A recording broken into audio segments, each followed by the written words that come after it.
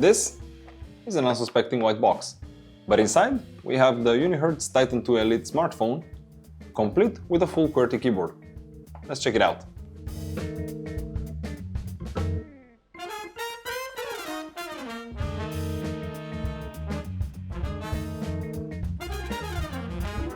Starting with the outside of the box, we can see right here some specs, manufacturer's information, some certifications, and then we can get right into it.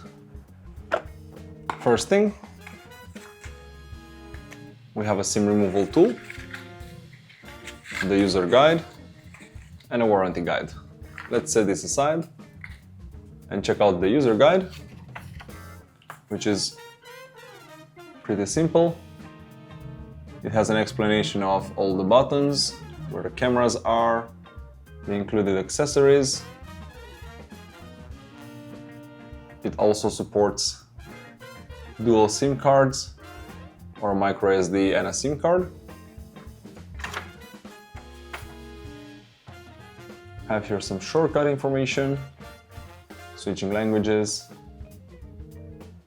about network, and some other details.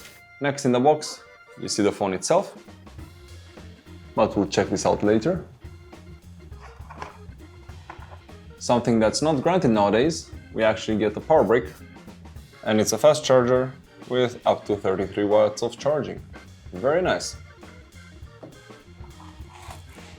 Last, we have a USB-C cable, and something else that's also not granted nowadays, a USB-C to 3.5mm headphone adapter. The charging cable is around 1 meter. It's not the longest I've seen, but it's gonna do just fine. Taking a tour of the outside of the phone, you see here in the top left, there's a selfie camera. Of course, on the bottom we have the QWERTY keyboard, the star of this show. And if you look closely, you can see the keys are slightly slanted. There's an edge on each side to help you feel which key is which, and there's also an indent here on the D key to help you navigate more easily. There's also a microphone hole here, USB-C port on the bottom, of course. The chassis is made out of aluminum.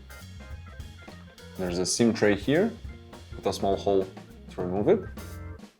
We have the volume button on the left side, a speaker and an air blaster on top, the power button with fingerprint reader on the right side, and the programmable action button. On the back, we can see the two cameras, regular and telephoto, both of which are 50 megapixels, and of course a flash. In terms of specs, the Titan 2 Elite has a Dimensity 7400 CPU. It's an octa-core with a base clock of 2.0 GHz and a boost of 2.6. This supports 5G of course.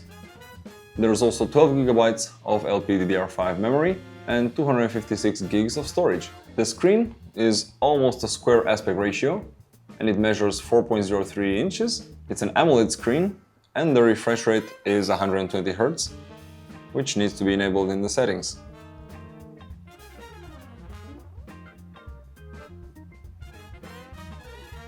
Now it's super buttery smooth.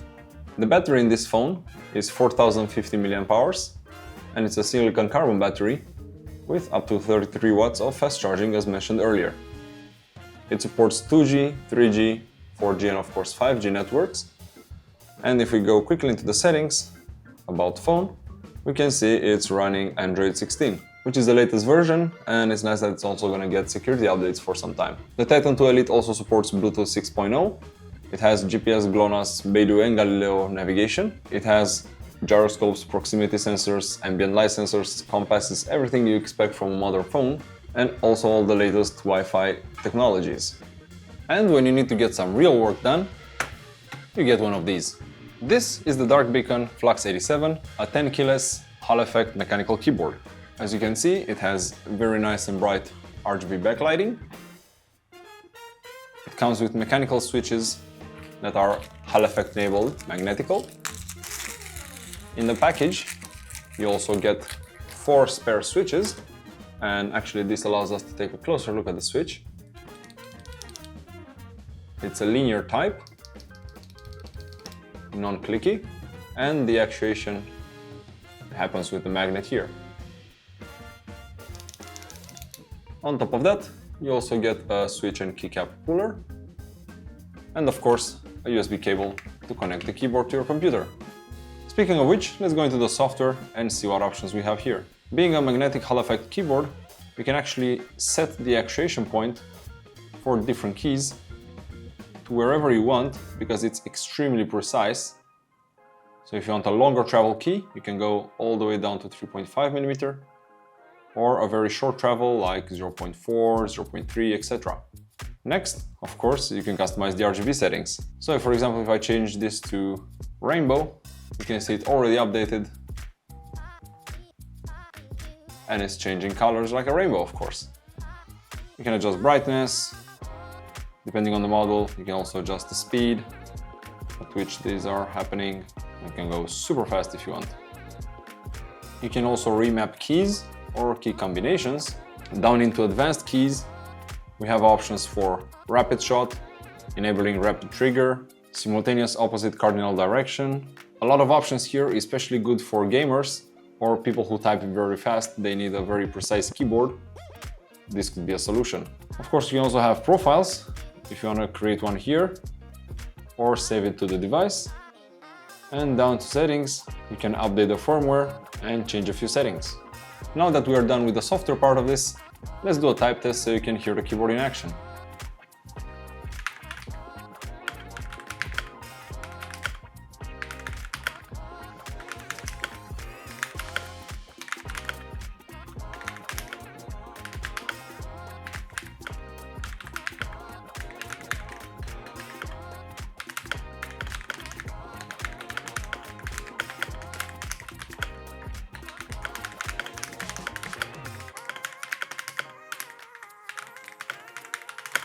And as you could hear, it's more of a clicky style keyboard. Although it doesn't have the clicky switches, you can hear the actuations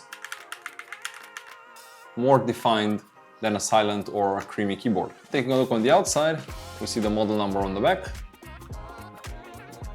and 4 rubber feet that will help it stay nicely on your desk and not slide around. Let's quickly go through the included apps that come pre-installed on this phone. First one that's not of the Google Suite is an FAQ app with the most common questions somebody might have about this phone. Then we have game mode. Also see here NFC card, an IR remote. As mentioned before, this phone has an IR blaster on top, so you can control various devices with this as a remote. A student mode app, a system manager that gives you a bit of information about what's going on with your phone, toolbox, and that's it for the pre-installed apps. Pretty clean, I would say. It's not the cleanest, it's not a base Android version, but it has some useful stuff that you may actually want to use. Now, what sets this phone apart is, of course, the keyboard. So let's go ahead and try it.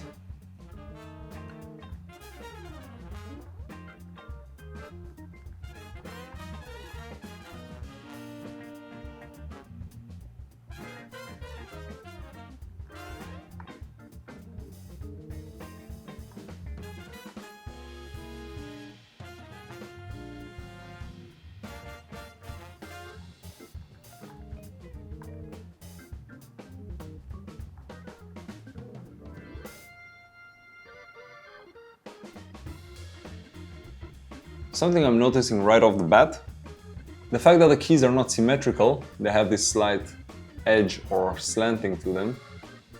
You can see it better here. Makes me not so confident in the exact keys I'm pressing. And even though most of them are actually pretty good and clicky, like you can get very good feedback from most of them, the space key is not so well defined compared to the others, it's a bit more mushy. So I'm not really sure when I'm actually getting a space while typing. Now let's hit this red programmable button, and to do that we go to shortcut keys, function 1, tap the settings, and then we can choose actions for short pressing, long pressing and double pressing. So for short pressing, I want a screenshot, for example. For long pressing, I want to open the flashlight. And for double press, I want to open the camera. Cool. So short press, screenshot. Long press, open the flashlight. And double press, opens the camera. While we're here, let's test the quality of this camera. It's nice that while I'm in the camera mode, the shortcut key doesn't actually do a screenshot as I set it.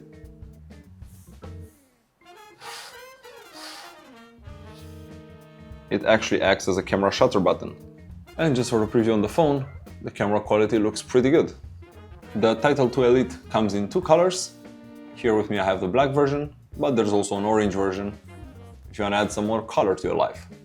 The keyboard also features some backlight, and while you cannot see it here because of the super powerful studio lights, you can turn on automatically adjusting the brightness of the keyboard, just like the phone knows how to automatically adjust the display, or you can have it manually set to whatever level you desire. So who is a phone like this for? Well, I specifically remember way back in the BlackBerry days, a lot of businessmen having these, people that had to type messages or especially emails a lot.